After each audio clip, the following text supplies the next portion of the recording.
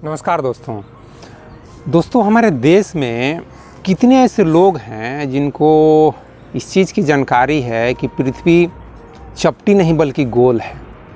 शायद आप कहें कि मोर देन 70-80% लोगों को मालूम होगा, लेकिन हकीकत में दोस्तों आप जाएंगे कि इनमें से एक्चुअली कितने लोगों को इस चीज़ का गहराई से ज्ञान है, तो बहुत कम लोग ऐसे मिलेंगे जो इस चीज़ को आपको एक्सप्लेन कर देंगे कि हाँ देखो इस तरह से पृथ्वी गोल है और इस वजह से हम पृथ्वी से नहीं गिरते हैं।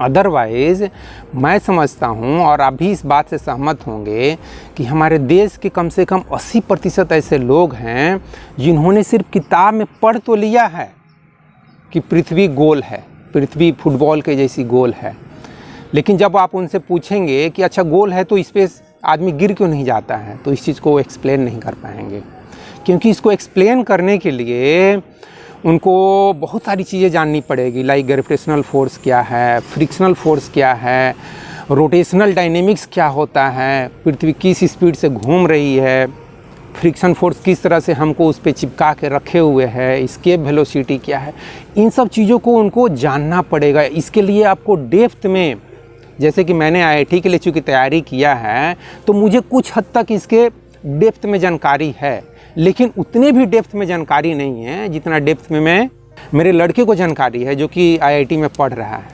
तो निश्चित रूप से जो बच्चे डॉक्टर, इंजीनियर बनते हैं, साइंटिस्ट बनते हैं, उनको जिस डेप्थ में इस चीज़ की जानकारी होगी कि क्या एस्केप वेलोसिटी होता है, क्या फ्रिक्शनल फोर्स होता है, किस स्पीड से पृथ्वी घूम रही है सूरज के चारों तरफ, इन सब चीज़ों की जानकारी हमारे देश में 90% लोगों को नहीं है। इतना कमज़ोर है हमारा देश साइंस के मामले में।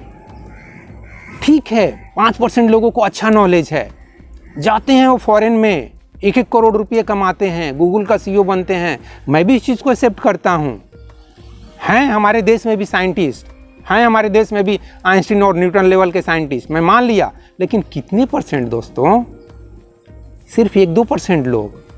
उनसे क्या समझते हो? 150 करोड़ पॉपुलेशन तो देखो, क्यों इतना पॉपुलेशन हो गया है भैया? लोगों को बेसिक नॉलेज नहीं है कि यार हमको एक अच्छी लाइफ जीना चाहिए, हमको कम से कम गरीबी रेखा से कैसे हम गरीबी अपनी कैसे दूर करें, इतनी बेसिक जानकारी नहीं है।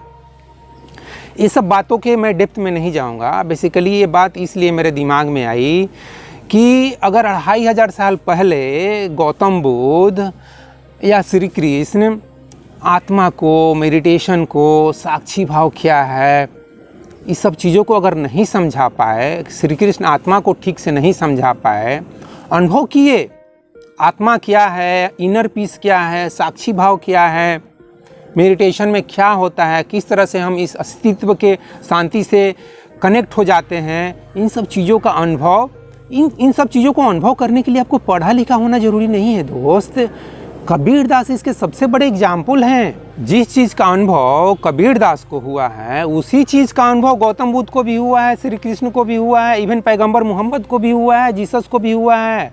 वही अपने अंदर की शांति का अनुभव, उसके अलावा किसी को कुछ भी अनुभव नहीं हो सकता है दोस्त। इस अस्तित्व में है ही क्या? मास, एनर्जी और स्पेस। और स्पेस मतलब वही इनर पीस, वही शांति, जिसको मैं तुलना मैन एज ए मॉलिक्यूल भी करता हूँ। तो मैन एज ए मॉलिक्यूल में बेंजीन रिंग की तुलना किससे कर रहा हूँ? हमारे इनर पीस से। बेंजीन रिंग क्या है? एक स्पेस है, उसमें इलेक्ट्रॉन्स गोल गोल घूम रहे हैं, एक स्पेस बन जाता है। उसी तरह से हमारा शरीर भी एक अंदर में इलेक्ट्रिक सर्किट है, उस सर्किट के सेंटर में एक स्पेस बनता होगा और वही स्पेस हम लोग इनर पीस के समय महसूस करते होंगे। तो मैं यहाँ यह चीज़ कहना चाहता हूँ दोस्त कि आत्मा को एक्सप्लेन करना साइंस की भाषा में, ठीक है मैंने एक्सप्लेन किया है, लेकिन कितने लोगों को सब वीडियो देखना पसंद आता है भैया? सबको मौज मस्ती, गोरी है कलाइया, ये वो, सबको सब अच्छा लग रहा है, ठीक है। सबको 1-1 मिनट का, आधा सेकंड का, 1-1 सेकंड का शॉर्ट चाहिए। शॉर्ट में क्या चाहिए? मज़ा चाहिए, मस्ती चाहिए। वही विद्या बालन जो बोली है ना, इंटरटेनमेंट इंटरटेनमेंट इंटरटेनमेंट। तो सबको इंटरटेनमेंट चाहिए, तो आत्मा किसी को चाहिए नहीं भैया। आत्मा का अनुभव किसी को चाहिए नहीं। तो नेचर क्या करे, अस्तित्व क्या करे? ये समझ लो प्रजातंत्र के सिद्धांत पे काम कर रहा है। एक ही आदमी को एक बार अमीर घर में पैदा कर देता है, अमीर घर में वो मौज मस्ती करने का उसको वो नेचर का पर्पस ये नहीं है कि तुम अमीर घर में पैदा हो कि मौज मस्ती सिर्फ करो, खाओ पियो सेक्स करो मौज मस्ती करो, यही सिर्फ नहीं है, घूमो फिरो बस खाओ पियो और जाओ। नेचर यह नहीं चाहता है। जिस तरह से तुम हो उसी तरह से गौतम बुद्ध भी है, उसी तरह से महावीर भी है, उसी तरह से श्री कृष्ण भी हैं, ठीक है।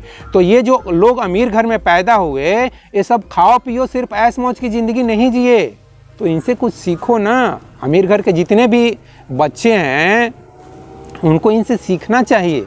और जो लोग गरीब घर में हैं, गरीब घर में पैदा हुए, जैसे कि मैं एक गरीब घर में तो नहीं, लेकिन हाँ मेरे माँ पिताजी निश्चित रूप से बहुत हद तक गरीब थे। मेरे पिताजी तो मैं समझता हूँ कि पूरी लाइफ महीने में वही 2 से 3 हज़ार रुपये कमाए होंगे, चाहे वो स्कूल में पढ़ा के, चाहे ट्यूशन पढ़ा के, चाहे खेती करके, क्योंकि जब परिवार में बंटवारा तो उनको यही कुछ 2 बीघे खेत मिले। तो आप समझ सकते हो कि 2 बीघे खेत से क्या आमदनी हो सकती है, वही चावल और गेहूँ और चना ये सब उगा के। एनीवे, मैं गरीबी के बारे में यहाँ ज़्यादा बात नहीं करूँगा। तो मैं यह कहना चाहता हूँ दोस्त कि हमारे देश के 80% लोगों को, 90% लोगों को साइंस में ज़ीरो इंटरेस्ट है।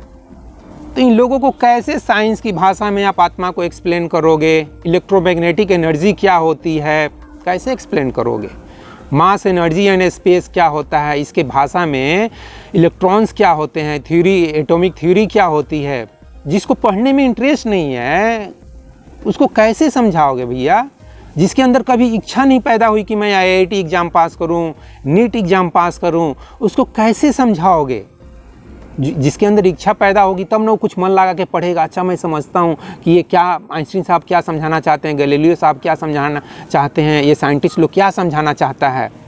जिसके अंदर इच्छा पैदा हो वो ना समझना चाहेगा, भले ही मार्क्स के लिए समझना चाहे, लेकिन मार्क्स के लिए भी तो समझना पड़ेगा ना, तभी तो आप न्यूटन्स लॉ को एक्सप्लेन करोगे। बिना समझे कैसे एक्सप्लेन करोगे? कितने चीज़ों का रट्टा मारोगे? उधर हिस्ट्री अलग रट्टा मारना है, ज्योग्राफी अलग रट्टा मारना है, और साइंस भी रट्टा मारोगे, मैथ भी रट्टा मारोगे, बायोलॉजी भी रट्टा मारोगे। कितना रट्टा मारोगे? ये दिमाग का इतना कैपेसिटी नहीं है रट्टा मारने का।